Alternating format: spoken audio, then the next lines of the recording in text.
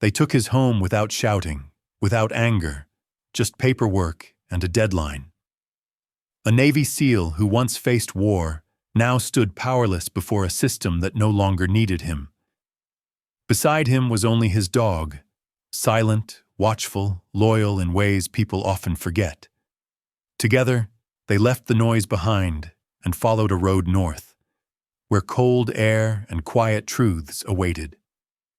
They found a place that did not need noise to prove its worth, and realized dignity can still save a life.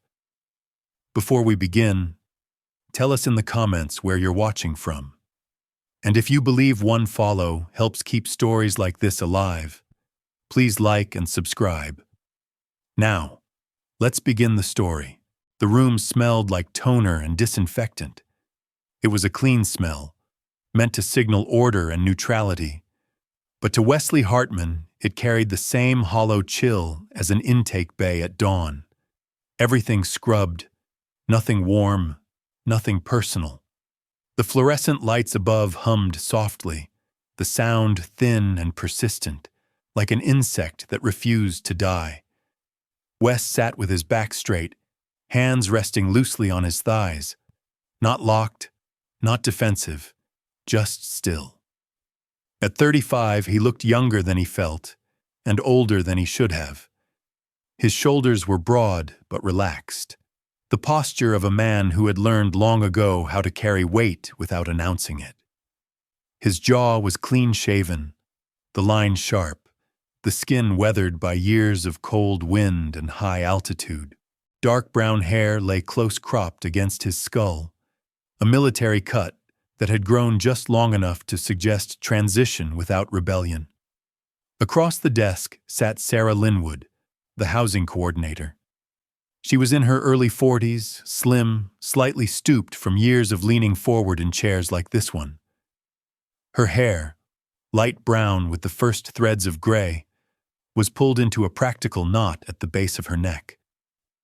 She wore wire-rimmed glasses that slid down her nose when she read, and her hands moved with the careful economy of someone who had learned not to promise what she could not deliver. Sarah was not unkind. That was what made this harder. "I'm really sorry, Wes," she said, her voice low and even, not rehearsed. Just tired. The program's eligibility requirements changed at the start of the quarter. She slid a thin stack of papers across the desk. The printer behind her clicked softly, spooling out another set for someone else. Wes looked at the papers without touching them. "What changed?" he asked. His voice was calm, no edge, no plea. Sarah glanced down, then back up. "The insurance verification. The labor coverage has to be current and employer-backed. Your last contract ended 3 months ago." "I've been working," Wes said. "Training, search and rescue, seasonal." "I know," she replied. "You've been one of our most reliable residents.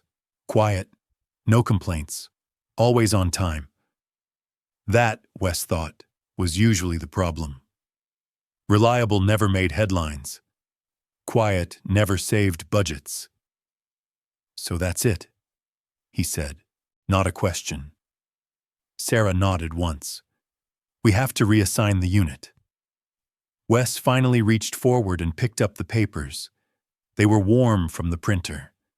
He scanned them quickly, not because he needed to understand, but because habit demanded verification.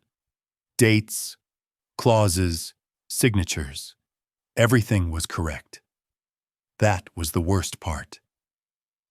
Outside the narrow window behind Sarah, spring light reflected off the lingering snowbanks of the northern lakeshore.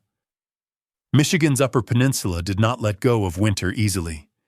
The snow still clung to the shadows beneath the pines, but the air carried something softer now, the promise of melt, of movement. Wes folded the papers neatly and placed them back on the desk. "When do I need to be out?" he asked. Sarah swallowed. "By noon." He nodded. "All right." No argument, no anger. He stood, adjusted the strap of his worn duffel bag over one shoulder, and offered her a small, polite nod, the kind he'd once used with superior officers who had no idea how much their decisions weighed. Sarah hesitated. "Wes, this isn't a reflection on you." He met her gaze. His eyes were gray-blue, steady, unreadable. "It never is," he said gently. The pickup truck sat in the gravel lot like an old friend who didn't ask questions. Its paint was dulled by salt and winters, wheel wells crusted with the memory of roads that chewed metal for sport. Wes loaded his duffel into the bed with practiced efficiency. No wasted motion, no hesitation. In the passenger seat waited Sable. The German Shepherd was 5 years old, his coat a layered mix of cream, gray, and black that blended perfectly with northern forests. Darker along the spine, lighter at the chest and legs. His amber eyes tracked Wes with quiet precision as the man closed the tailgate. Sable wore a black harness with dark red trim, functional, worn, familiar. He sat upright, posture alert but relaxed, ears forward, not anxious. He did not whine. He did not shift. He watched. Wes climbed into the driver's seat, started the engine, and let it idle for a moment. The heater coughed, then breathed lukewarm air. He rested his hands on the steering wheel and stared straight ahead. He had been discharged 6 months earlier, not dishonorably, not dramatically, a shoulder injury sustained during training, old damage resurfacing, compounded by years of strain. Surgery had stabilized it, but stability wasn't enough for the kind of work he had trained his body to do. The exit paperwork had been efficient, respectful, final. He had not felt anger then. He had felt displaced. Since then, he had done everything right, stayed useful, stayed available, taught security courses, joined winter search and rescue teams when storms swallowed hikers whole, helped pull people from frozen rivers with hands that still remembered how to move under pressure. He was still strong, still disciplined, still young enough to want more. But none of that fit neatly into boxes labeled funding and verification. He eased the truck out of the lot. The road out of town curved along the lakeshore, the water dark and glassy beneath the pale spring sun. At the marina, a group of children clustered near the docks, fishing lines dipping lazily into the water. Their laughter carried on the wind, sharp and bright. Wes slowed without meaning to. He watched them for a moment. The easy way they occupied space, the way the world still expected them to be there. He wasn't bitter. He just felt outside.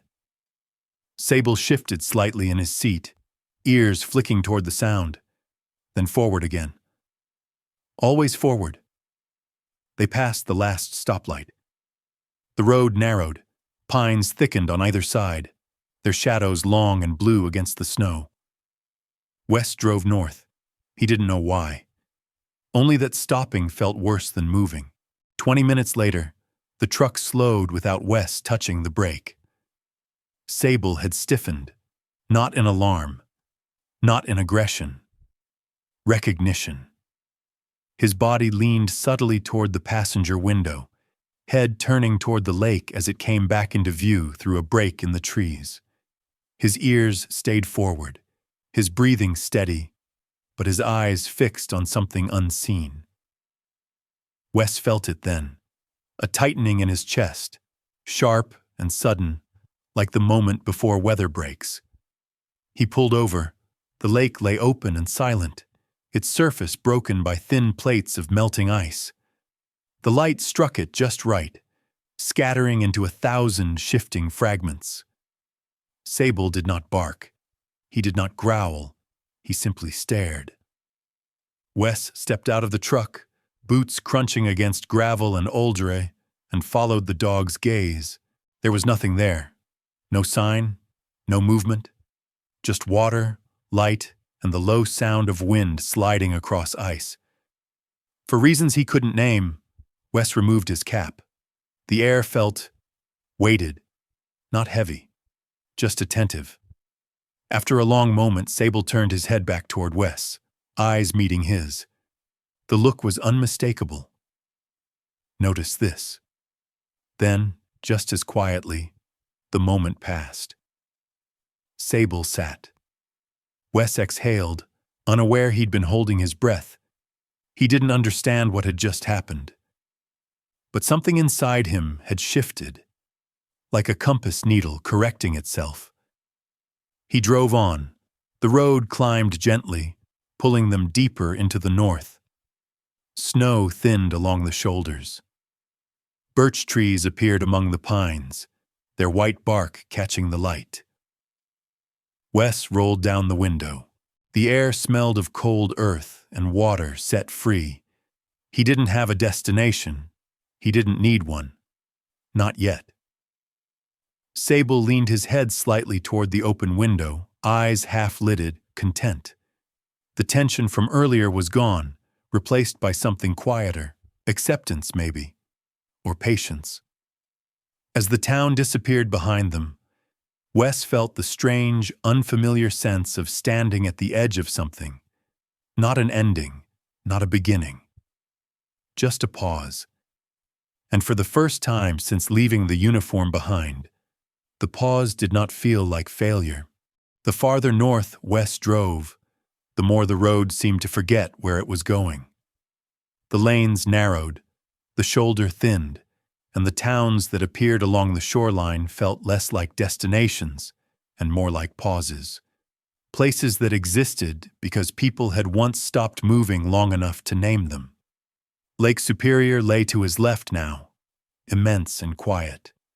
Its surface broken by slow, deliberate waves that looked more like breath than motion. Wes kept the window cracked. The air smelled different here, cleaner, edged with cold water and pine sap. Spring had arrived in pieces. Snow still lingered in the shade of trees, but sunlight warmed the exposed earth into something dark and alive. Sable sat in the passenger seat, posture loose but alert. His amber eyes tracked the passing landscape, not scanning for threats, not bored, simply attentive. The black harness with its dark red trim rested comfortably against his chest, worn in by months of shared work. He had the calm presence of an animal that understood routine but did not depend on it. Wes noticed that his own breathing had slowed. He hadn't realized how tightly he'd been holding himself together until now. The road curved past a small cluster of buildings near the water. A bakery, a weathered dock, a hand-painted sign advertising smoked fish. On impulse, Wes pulled in. The bell above the bakery door chimed softly when he entered, releasing a wave of warmth and the smell of butter and cardamom. Behind the counter stood Ingrid Halverson, a woman in her late 50s with broad shoulders and a posture that suggested years of lifting sacks of flour without complaint. Her hair was white blonde and braided over one shoulder, her skin ruddy from cold mornings and hot ovens. She looked up, smiled once, and nodded toward Sable. "Good dog," she said simply. Sable's tail moved once, not wagging, acknowledgement. Ingrid poured coffee without asking and slid it across the counter. "On the house," she said. "You look like you're between places." Wes accepted the cup, surprised by the accuracy of the statement. "That obvious?" Ingrid shrugged. "People who belong somewhere don't look at the door that much." He left with warm bread wrapped in paper and no questions asked. Back on the road, Wes felt the faint, unsettling sensation of being seen, not evaluated, not judged, simply noticed. It was rarer than he liked to admit. They drove on. By late afternoon, clouds rolled in low and thin, stretching the light into silver. The lake darkened, and the wind picked up, carrying the distant sound of ice shifting against shore. Wes passed a gas station with 2 rusted pumps and a flickering sign. He slowed, then stopped. As he opened the truck door, Sable stood abruptly. Not alarmed, not aggressive. Blocking. The dog positioned himself squarely between Wes and the open space beyond the door. Body angled, head low, ears forward. His tail was still. Wes froze, instinctively trusting the signal. He scanned the area. 2 men near the pumps, mid-30s, heavy coats, eyes lingering too long on the truck bed. Nothing overt, nothing provable. But Sable didn't move. Wes closed the door and started the engine again. He pulled away without making eye contact. A mile down the road, he exhaled. "Good call," he murmured. Sable sat again, as if nothing had happened. They camped that night near a stand of birch trees, the pale trunks glowing faintly under moonlight. Wes ate the bread Ingrid had given him, shared the last bite with Sable, and listened to the sound of melting ice ticking against the shore like slow applause. He slept lightly, wrapped in his jacket, one hand resting unconsciously on Sable's harness. No dreams came, just the steady awareness of being alive and awake in a place that did not demand anything of him. Morning arrived quietly. Wes stretched, his shoulder twinging, a reminder, not a warning. He rolled it gently, then stood and breathed in the cold air. Sable moved ahead, nose low, reading the ground like a map. That was when he found it. A small metal object lay half buried in damp leaves near the edge of a narrow trail. Sable pawed once, carefully, then stepped back and looked at Wes. Wes crouched and picked it up. A search and rescue team tag. Old, scratched, the enamel chipped at the edges. On the back, someone had etched words by hand, uneven but deliberate. "Return with your team." Wes closed his fingers around the tag.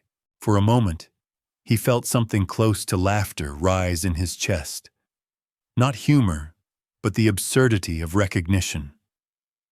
He'd carried men out of whiteouts. He'd followed radio calls into darkness. He'd been part of teams that didn't ask questions when it mattered. Now his team consisted of a dog and a truck with bad mileage. "Guess we're still in," he said quietly. Sable's ears flicked, as if in agreement. They were back on the road when it happened. No warning, no sound. Sable, who had been half dozing, snapped fully alert. He stood, bracing his front paws against the dashboard, nose lifted toward the windshield. His body went rigid, not tense but focused with a precision that sent a chill through Wes. "What is it?" Wes asked. Sable didn't look at him. Instead, the dog pressed one paw against the glass, pointing, not at the road, but at a narrow, unmarked turnoff slipping past them on the right. A service road, barely more than a scar in the trees. Wes hesitated. There was no sign, no reason. The GPS showed nothing. Sable let out a low, almost inaudible sound. Not a growl. A request. Wes turned the wheel. As the truck jolted onto the rough path, something in Wes's chest loosened, as if a decision he hadn't known he'd been carrying had finally been made. The service road climbed steadily, pulling them away from the lake and into thicker forest. Pines closed in, their branches heavy with old snow. Light filtered down in broken columns, dusted with drifting ice crystals. The road ended abruptly in a clearing. Wes cut the engine and listened. No traffic, no wind, just the distant creak of trees settling. Sable jumped down and circled once, methodically, then stopped. He stood facing uphill, ears relaxed, tail neutral. "This where you wanted to be?" Wes asked. Sable sat. Wes leaned back against the hood, looking around. The clearing felt intentional. Not maintained, but respected. The kind of place people passed without noticing unless they were looking for something they couldn't name. He didn't see a cabin, didn't see a sign, just space. For the first time since leaving town, Wes didn't feel like he was running. He felt like he had arrived somewhere adjacent to an answer, close enough to wait. They stayed until dusk, then drove on again. The image of the clearing lingering in Wes's mind, like an unfinished sentence. By nightfall, the road narrowed again, and Wes pulled over near another stand of birch. They made camp in silence. As Wes lay back and watched the stars appear between branches, he realized something unsettling. He hadn't thought about paperwork all day.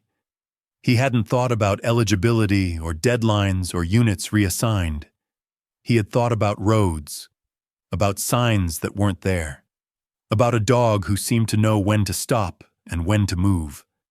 Sable curled beside him, warm and solid, his breathing slow and even. Wes rested his hand on the dog's side and closed his eyes. Tomorrow could wait. For now, the road had chosen them both. Morning reached the forest before it reached Wes. It came first as a thinning of dark, the kind that softened edges without fully revealing them. The air felt different, less brittle, more awake. When Wes opened his eyes, his breath no longer fogged immediately. Somewhere above the canopy, sunlight had begun the long work of finding its way down. Sable was already up. The German shepherd stood at the edge of the clearing, body relaxed but intent, nose lifting and lowering as he sampled the air. His coat caught what little light there was, cream and gray along the chest and legs, darker along the spine. The colors blending so naturally into the forest that he seemed grown from it rather than placed there. Wes rose slowly, stretching his shoulders, his soul. The familiar ache in his right shoulder greeted him, steady and dull, like an old reminder rather than a warning. He rolled it once, then let it be. "All right," he murmured. "Let's see what you found." Sable glanced back, then turned uphill. The path was barely a path at all, just a thinning of underbrush where animals and weather had agreed to pass more often than elsewhere.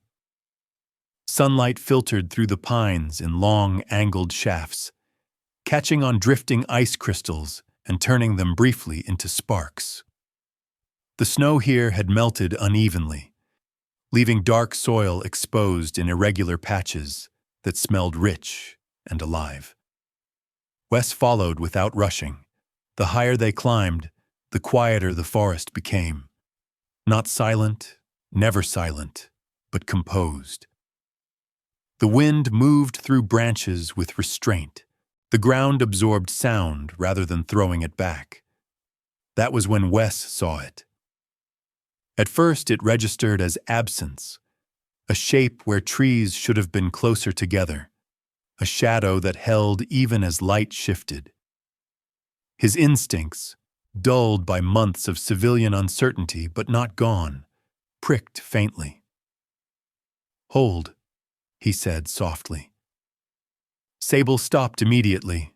They approached together. The structure revealed itself slowly, as if waiting to be noticed rather than discovered. A small fire lookout cabin, set into the slope of the hill. Not tall, not prominent, just present.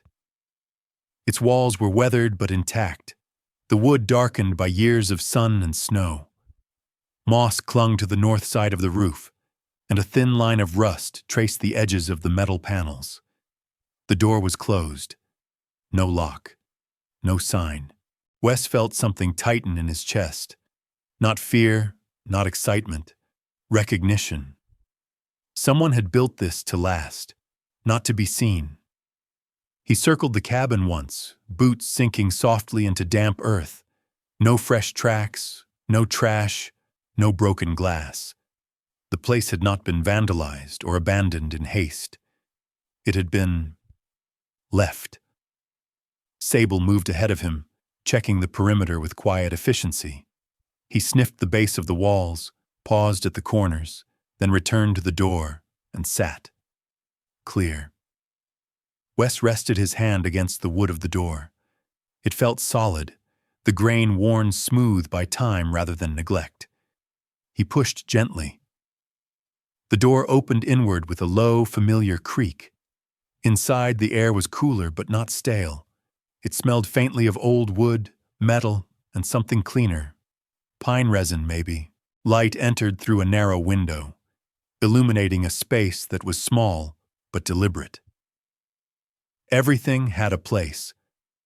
Shelves lined one wall, holding neatly arranged gear, coiled rope, first aid supplies, flares sealed in metal tins. A compact workbench stood beneath the window, its surface scarred but clean. A folding cot leaned against the far wall, its canvas taut, unused but ready. This was not a shelter thrown together in desperation. This was a system. Wes stepped inside and closed the door behind him. The sound of the latch settling felt heavier than it should have. He set his pack down carefully, then stood still, listening. Nothing. No hum of machinery. No ticking of cooling metal. Just the quiet persistence of the forest outside. Just for the night, he said aloud, as if the room needed reassurance. We don't take what isn't ours. Sable moved through the cabin one more time, nose low, tail neutral. He paused near the back wall, then sat, posture easing. Safe. Wes allowed himself to breathe. He spent the next hour doing nothing that could not be undone. He wiped down the workbench with a scrap of cloth he carried. He unfolded the cot just enough to check its joints, then folded it back. When he drank water, he used his own bottle. When he needed warmth, he layered his jacket rather than reaching for the small stove tucked neatly into one corner. Habits mattered. Ownership was a dangerous thing. On the shelf above the bench lay a notebook, leather-bound, edges worn smooth by handling. Wes hesitated before touching it. In the field, reading another man's notes without permission had been a breach of trust. But this place had no one to ask. He opened the notebook carefully. The handwriting inside was precise and restrained.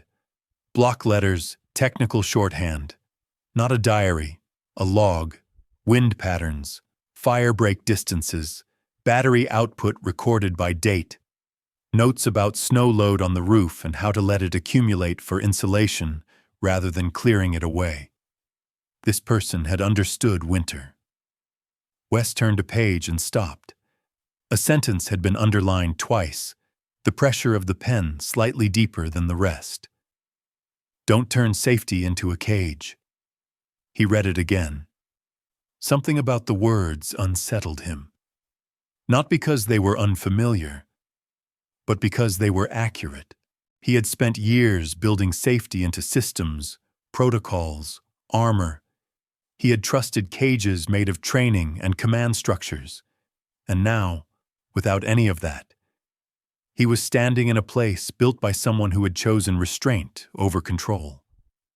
He closed the notebook and set it back where it had been. The sound came just as dusk began to settle. Not loud, not sudden. A vibration.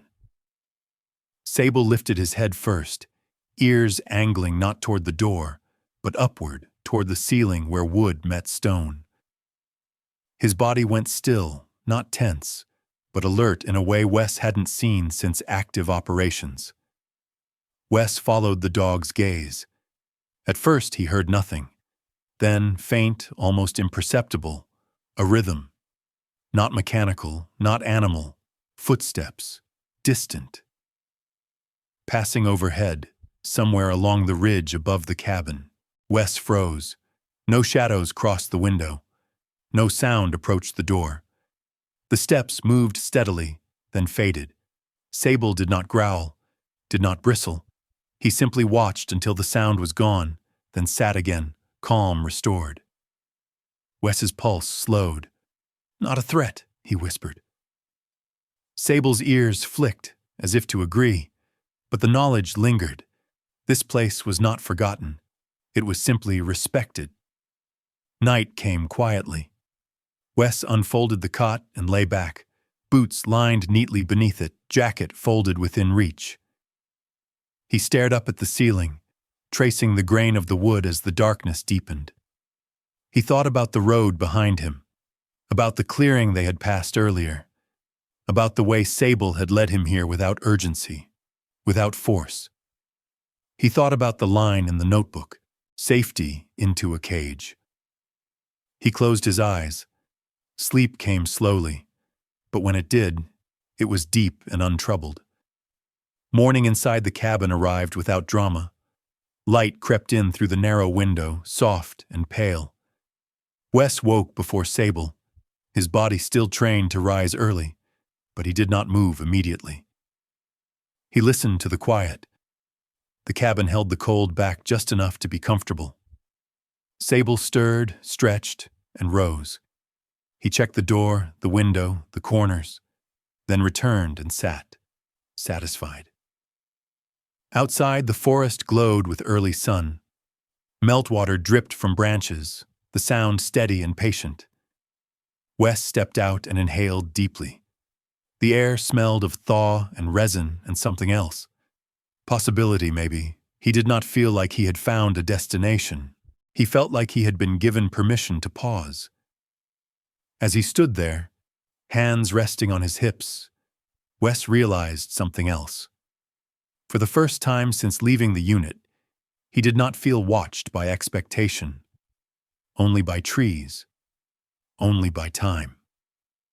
Sable stepped up beside him, shoulder brushing his leg. Wes rested his hand on the dog's neck and looked out over the slope, the forest stretching endlessly beyond. "Just for a little while," he said. The words were not a promise. They were a boundary. The sound reached Wes before the sight. Not footsteps, not voices. An engine, old, uneven, familiar in the way rural sounds always were. It moved slowly along the service road below the ridge, coughing once, then settling into a steady idle. Wes looked up from the workbench, instinct sharpening without urgency. Sable was already at the door, not blocking, not tense, waiting.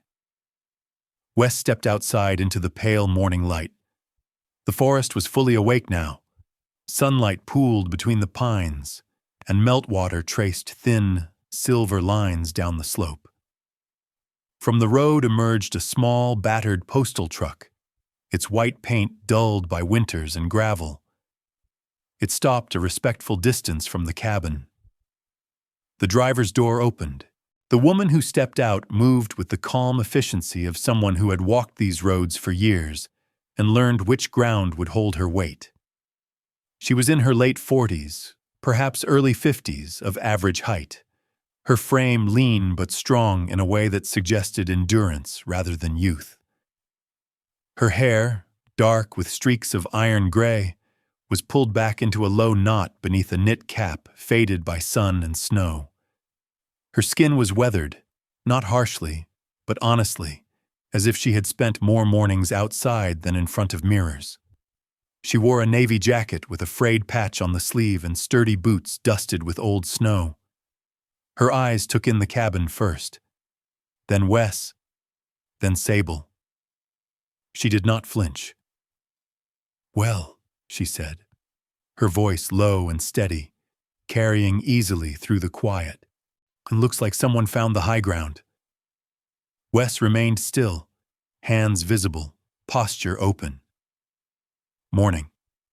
She nodded once and stepped closer, not crossing the invisible line Sable seemed to hold near the door. Her gaze lingered on the dog, his stance, his calm. "Juniper Crow," she said, touching two fingers briefly to the brim of her cap. "Most folks call me June. I run mail and keep an eye on things the Rangers don't have time for." Her tone carried no challenge, just information. Wes inclined his head. "Wes Hartman." June's eyes flicked to his shoulder, then to his hands. The way he stood, the way he listened. Ex-military, she said, not asking. Yes. She smiled faintly. Figures. Sable stepped forward then, slow and deliberate. He stopped just short of June and lifted his nose, sniffing the air near her gloved hand. After a brief pause, he touched his nose to her knuckles and stepped back. June let out a breath she hadn't realized she was holding. That's new, she murmured. He doesn't do that often, does he? No, Wes said. Good sign, she replied. For both of us. They spoke outside, leaning against the cabin wall where the sun warmed the wood. June explained without embellishment. The cabin sat on land tangled in jurisdiction, federal oversight layered over state management, with private holdings nearby.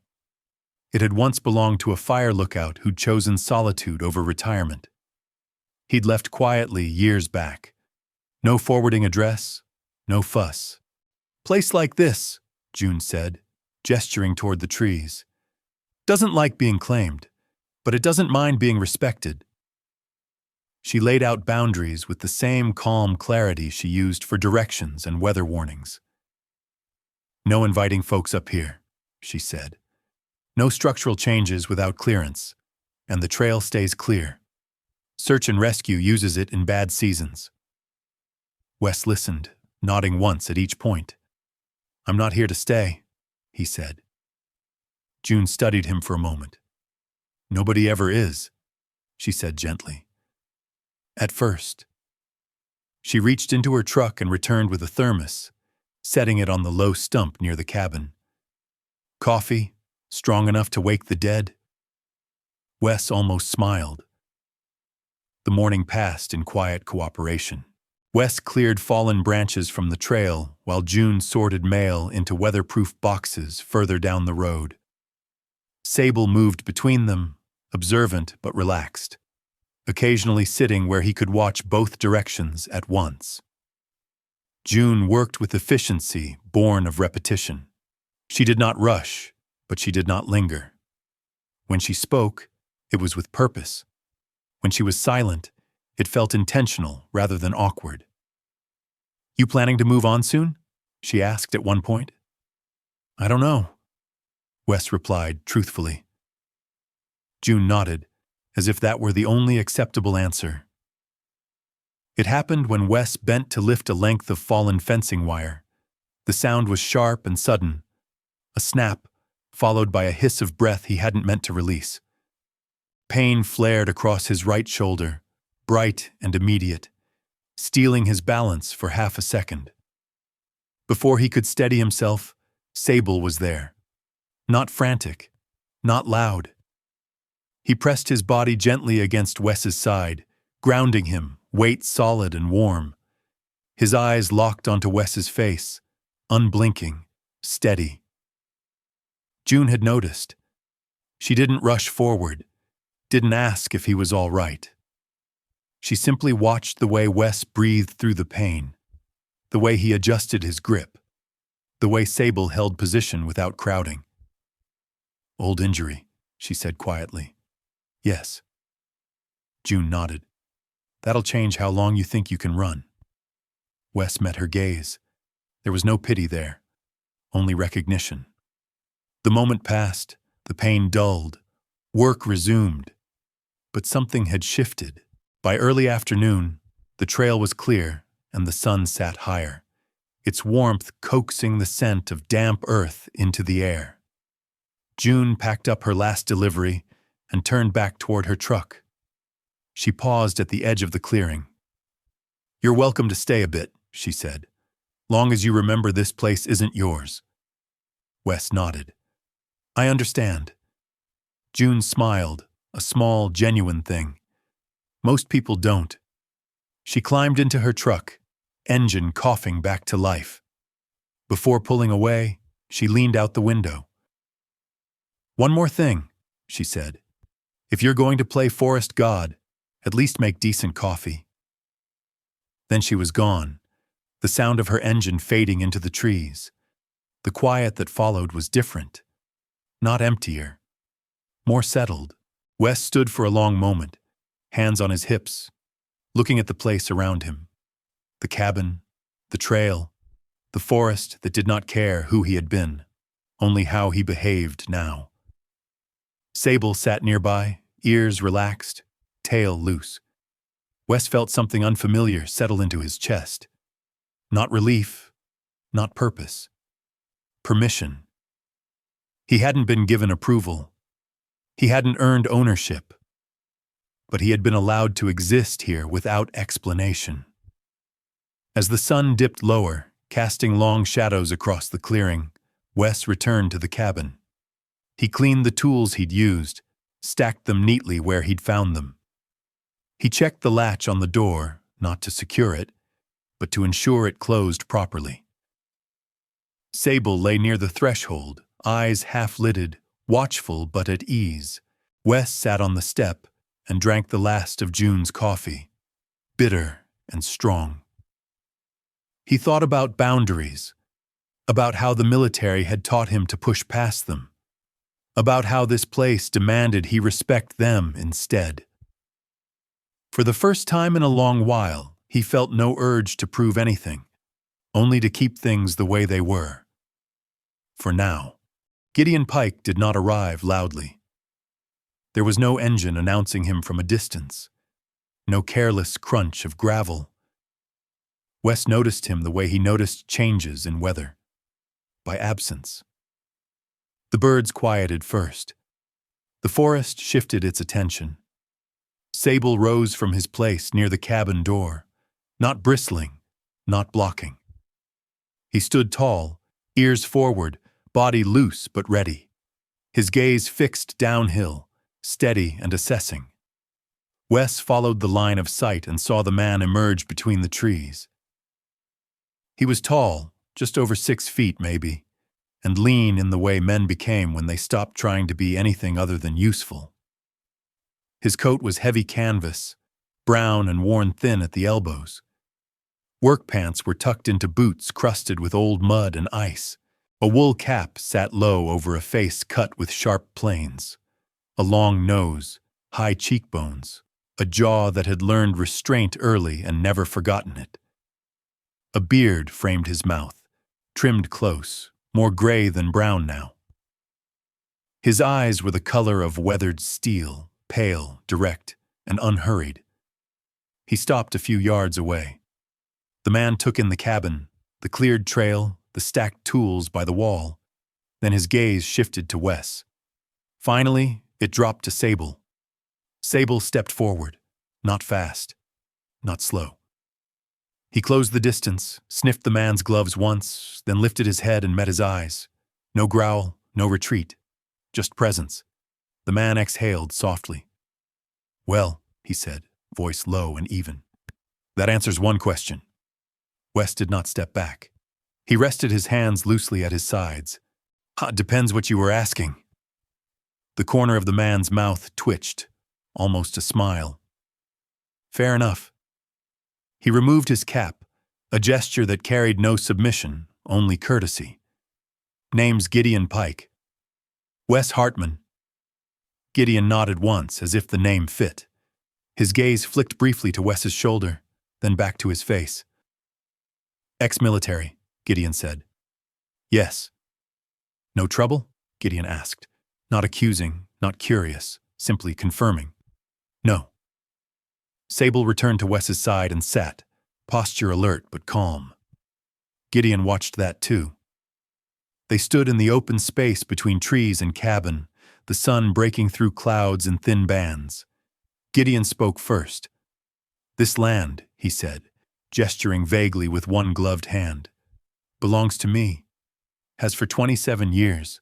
I don't come up here much anymore." He flexed one knee slightly, as if reminding it who was in charge. "Cold's hard on old joints." Wes waited. "I let a man build that cabin," Gideon continued. "Years back. Fire lookout. Engineer by training. Quiet. Kept to himself. Asked permission instead of forgiveness." "What happened to him?" Wes asked. Gideon's gaze shifted to the tree line. He left, by choice. Wes absorbed that. Choice mattered. "I'm not here to throw you out," Gideon said. "I'm here to know who's on my land, and why." Wes nodded. "I don't want charity, and I don't want to take what isn't mine." Gideon studied him, eyes narrowing slightly, not in suspicion, but focus. "Good, because I don't offer either." They walked together along the trail Wes had cleared. Gideon's steps were measured, his eyes attentive to the ground, the trees, the angles of slope and water runoff. He noticed the repairs Wes had made, the restraint he'd shown in not over-clearing. "You didn't touch the roof," Gideon said. "Snow insulates," Wes replied. "You clear it, you lose heat." That earned a longer look. "You didn't expand the fire ring." "Didn't need to." Gideon stopped, turned fully toward him. "You didn't stumble into this place." "No," Wes said. "I didn't." They stood there a moment, the forest listening. Gideon's gaze dropped suddenly, not to Wes but beyond him. Sable had risen. The dog's body had angled slightly toward the eastern edge of the clearing, ears forward, tail neutral. Not alarm. Attention. Gideon followed the line of sight and went still. There, half buried beneath new grass and meltwater, was a narrow fence line. Old, sagging, nearly invisible unless one knew to look. One post had rotted through, the wire slackened. "I wondered when someone would notice that," Gideon said quietly. Wes hadn't. Not yet. Sable had. Gideon crouched with a soft grunt and examined the post. "Herd pressure's been pushing this way," he murmured. "Haven't had the hands to fix it." He stood again and met Wes's eyes. "Animals always know first," he said. Something unspoken passed between them, an acknowledgement that this was not about territory alone, but awareness. They returned to the cabin as clouds gathered again, thickening the light. Gideon leaned against the workbench, arms crossed. "Here's how this works," he said. "You stay, for now." Wes did not respond immediately. "You keep the trail passable," Gideon continued. "Fix fences when they break. Clear trees after storms. Don't expand. Don't invite people who don't respect the quiet." "And ownership?" Wes asked. Gideon's eyes sharpened. "That's the trick. Ownership changes things. Makes people forget they can leave." Wes nodded slowly. He understood that better than most. "If I want to go?" Wes asked. "Then you go," Gideon said. "No strings." "And if I want to stay longer?" Gideon considered him. "Then we talk." He reached into his coat and produced a key. Old, iron, heavy in the palm. He didn't offer it yet. Just let it exist between them. "Opens a shed 1/2 mile east," Gideon said. "Tools, materials, things you'll need if you're doing more than surviving." Wes looked at the key, then at Sable. The dog sat quietly, eyes moving between the two men. Gideon followed the look and nodded. "Dogs know who belongs." "And you?" Wes asked. Gideon smiled then, not kindly, not cruelly, honestly. "My instincts tell me you don't take more than you earn." He closed his hand around the key and slipped it back into his pocket. "That's the agreement," Gideon said. "No paper, no deadlines, just work and choice." They shook hands. Gideon's grip was firm, not testing, a confirmation, not a challenge.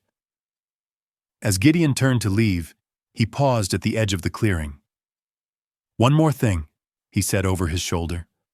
"The man who built this place, he had a rule." Wes waited. "To leave it better than you found it." Gideon walked back into the trees, his steps quiet, absorbed by the forest. Sable watched until the last sound faded, then lay down near the cabin door.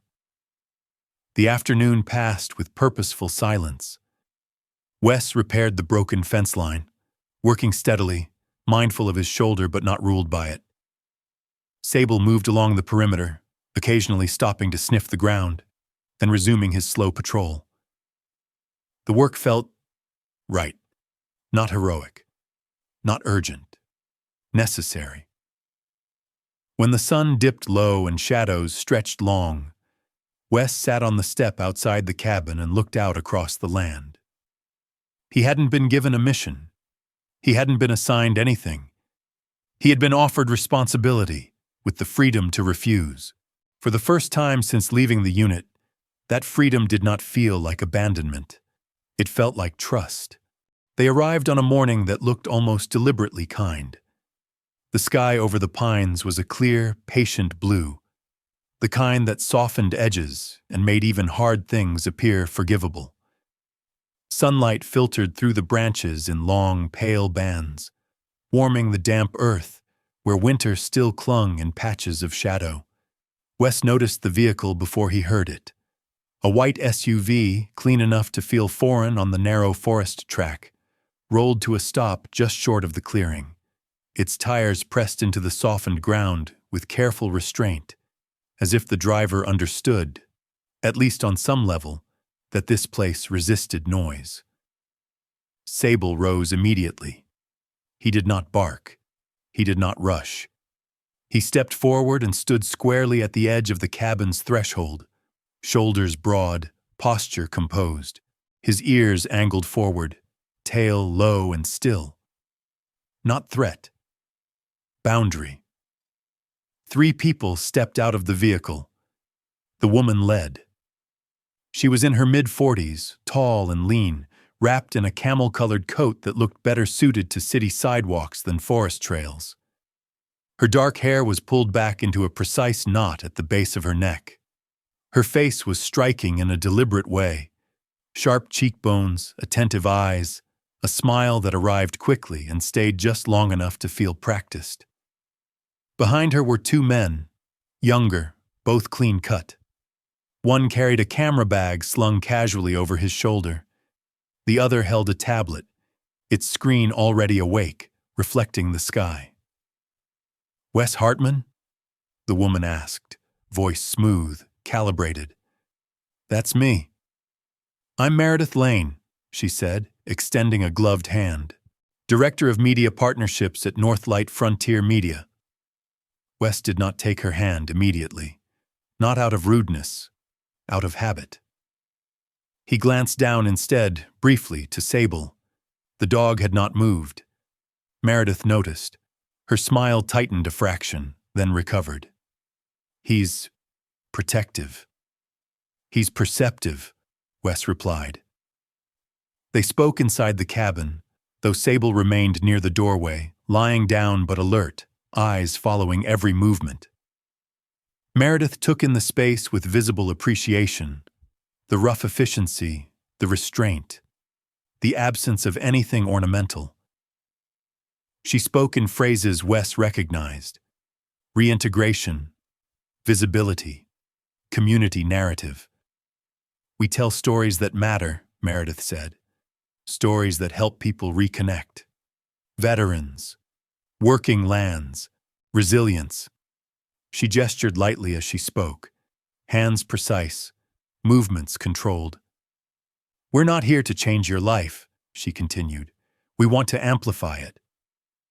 Sable shifted. Not much. Just enough. When one of the men adjusted his chair closer to Wes, Sable's head lifted, eyes locking on the movement. No sound, no tension in his jaw, just refusal. Wes noticed everything.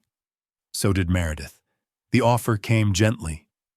Northlight could help him return to the city if he wanted. They had housing partners, transitional support, legal assistance. Stability, Meredith called it, as if the word itself carried weight. "You shouldn't have to live like this," she said softly. That landed harder than she intended. Not because it was cruel, but because it was accurate enough to sound reasonable. That night, after they left, Wes sat alone on the edge of the cot. the cabin quiet except for the low, steady rhythm of Sable's breathing. Outside, wind moved through the pines with a sound like distant surf. He pulled the old notebook from the shelf. He hadn't planned to read it again. The page opened naturally, creased where it had been folded too many times. Don't turn safety into a cage. He closed his eyes. Safety had been used as a justification before. Orders given for protection. Systems built to help. He had watched lines blur between care and control, between assistance and ownership. The difference, he knew now, was authorship. Near midnight, Sable rose without sound. He crossed the cabin slowly, deliberately, and stopped beside the notebook shelf. He sat and stared. Not at Wes, but at the wood grain above the shelf, where a single nail protruded slightly, catching the moonlight. Wes followed his gaze. Nothing moved, nothing threatened, yet the dog remained still, focused, as if marking something unseen. Wes reached out and rested his hand on Sable's shoulder. The dog did not look at him. He stayed fixed on the space between light and shadow, quietly insisting that not all dangers arrived loudly.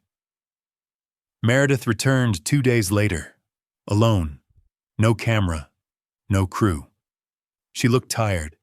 The precise edge of her appearance had softened. Her coat was zipped higher, her hair less immaculate. "I sensed hesitation," she said once they stood outside. "I wanted to address it." Wes listened. The revised offer was better. More resources, fewer conditions, at least on paper. Meredith lowered her voice at one point, just enough to make it feel personal. "You won't always be able to do this," she said. "Bodies wear out. Dogs age faster than men." That was the blade. Not the city. Not the money. The future cost of loving something that depended on him. Sable stood beside Wes, close enough that his flank brushed Wes's leg. The dog's ears were neutral, but his eyes never left Meredith. "I won't do it," Wes said. Meredith blinked. "You didn't hear the revised—" "I heard enough." Silence stretched. "You're choosing uncertainty," Meredith said at last. "I'm choosing authorship." She studied him for a long moment, then nodded once, tight-jawed. "I hope your pride keeps you warm." "It already does." She left without another word. That afternoon, Wes dismantled the temporary markers Northlight had placed along the trail. Sable helped in his own way, dragging loose boards aside, nudging debris clear. When the last sign was gone, the land felt quieter. Not empty. Honest. Wes sat on the step at dusk, the sky fading to pale gold between the trees. Sable lay beside him, chin resting on his paws, eyes half closed. Some help came with chains you couldn't see until you moved. Some stories were only worth living, never selling. The light faded. The forest remained. Spring arrived without ceremony. It did not announce itself with warmth or birdsong. It came instead as a soft loosening, ice retreating from the edges of the stream, snow shrinking back into the shadows beneath the pines. The air changed first. It lost its bite. It lingered on the skin rather than cutting through it. Wes noticed it the way he noticed everything now. Quietly. He stood outside the cabin early, breath no longer fogging the air as thickly as it had weeks before. The ground beneath his boots was dark and wet, smelling of thawed earth and old needles. Somewhere downslope, water moved again, black and glossy, like ink returning to a page. Behind him, Sable lay stretched out in the open. Not at the doorway. Not blocking the threshold. Out in the sun, the dog's long body was relaxed, chest rising and falling in a slow, unguarded rhythm. His ears rested at ease, angled outward. His eyes were half closed, following nothing more urgent than the warmth creeping through his fur. Wes stopped moving. That, more than the weather, told him something had shifted. For months, Sable had positioned himself with intent. Between Wes and the world, between the cabin and the trees, between silence and intrusion. It was not fear that drove him, but duty. The kind that stayed awake even when exhaustion pressed in. Now the duty had eased. Wes felt it settle into his chest, like a held breath finally released. He brewed coffee over the small stove and carried the mug outside, careful not to disturb the dog. Steam rose briefly, then vanished into the morning. The forest watched them without comment. This place had never demanded explanations. Juniper arrived just after noon. She came the way she always did, on foot, following the narrow service trail with steady confidence. Juniper Crow was in her late 40s, tall and wiry, her build shaped by years of walking routes that did not forgive carelessness. Her hair, the color of weathered bark, was pulled into a low braid beneath a faded knit cap. Her face carried lines earned by observation rather than worry. Her eyes pale and attentive. She carried coffee, real coffee. "Well," she said lightly, nodding toward Sable. "Looks like your guardian has decided to retire." Sable opened one eye, regarded her calmly, then closed it again. Juniper smiled. "And that's the highest compliment I've ever received." They sat on the rough bench outside the cabin, sunlight filtering through the branches overhead. The warmth felt earned. Juniper spoke of small things. The condition of the lower trail, a fallen marker she'd reset near the creek, a pair of hikers who'd passed through without trouble. Wes listened more than he spoke. When Juniper left, the quiet returned, full but not heavy. Later that afternoon, Gideon Pike came up the trail. Gideon was 60, broad-shouldered, his strength settled deep rather than carried on the surface. His beard was gray and trimmed short, his face cut with angles sharpened by decades of wind and labor. He moved without hurry, but with purpose, as if the land itself set his pace. He carried a folder under one arm. "It looks like spring's winning," Gideon said, scanning the clearing. "For now," Wes replied.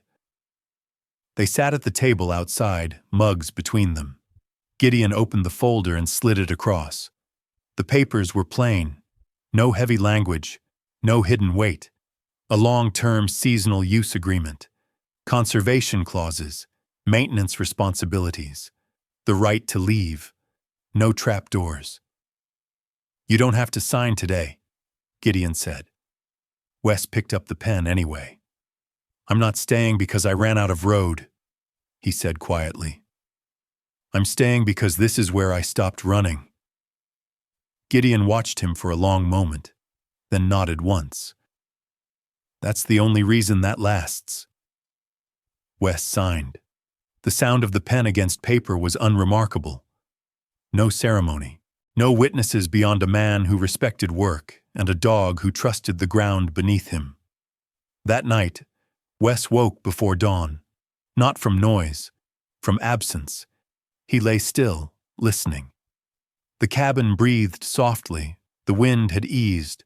No pacing, no alert shift of weight near the door. Sable was outside. Wes rose and stepped into the cold blue light of early morning. The dog lay on the packed earth a few feet from the cabin, body stretched long, head resting on his paws, eyes open but calm. Not guarding, resting. Wes stood there longer than he needed to. Something ancient and wordless inside him recognized the sign. The weeks that followed settled into rhythm rather than routine. Wes repaired what needed repairing. He left alone what did not. He reinforced the eastern fence line, reset a section of trail where winter runoff had bitten too deep, stacked firewood with the quiet satisfaction of work done properly. Sable followed, but no longer led. He ranged wider now, nose deep in thawing earth, tail moving freely. He slept longer. Dreamed, perhaps. Sometimes he lay beside Wes as he worked, chin resting on a boot, eyes closed. Grace Holloway came by on Tuesdays. She was in her early 60s, solidly built, her posture upright despite the years. Her gray-streaked hair stayed tucked beneath her cap. Her postal jacket faded but well kept.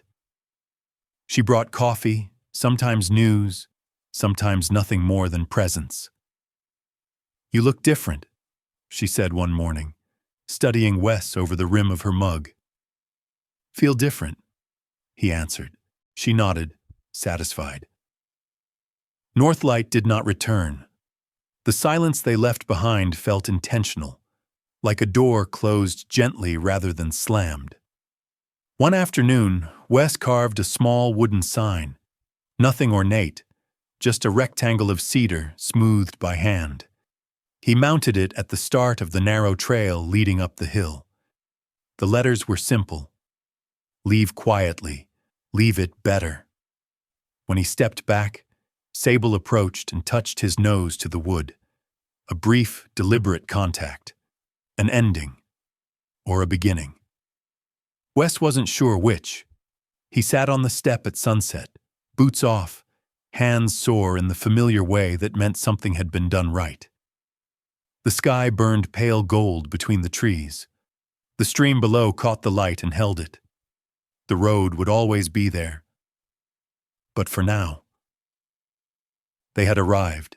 Sometimes we wait for miracles to arrive with thunder. A sudden rescue, a dramatic change, a door thrown open all at once. But often, God works more quietly than that. Sometimes the miracle is not the road opening ahead, but the moment you are allowed to stop running. Sometimes it is not the mountain being moved, but the strength to stand still and realize you are exactly where you are meant to be. In everyday life, we are taught to measure worth by speed, noise, and visibility. But faith often grows in silence, in honest work, in choosing integrity when no one is watching, in protecting what is good without needing to own it. If this story reached you, maybe it is because you are tired, or lost, or standing at a crossroads where the world tells you to hurry, but your heart asks you to listen. If so, remember this. God does not always change our circumstances immediately. Sometimes He changes our direction by giving us peace where we stand. If this message spoke to you, consider sharing it with someone who might need it today. Leave a comment and tell us where you are watching from, or what part of the story stayed with you. And if you believe in stories that honor quiet strength, loyal hearts, and second chances, please subscribe to the channel so you don't miss the next chapter. May God bless you, protect you, and guide your steps, especially in the moments when the road grows silent.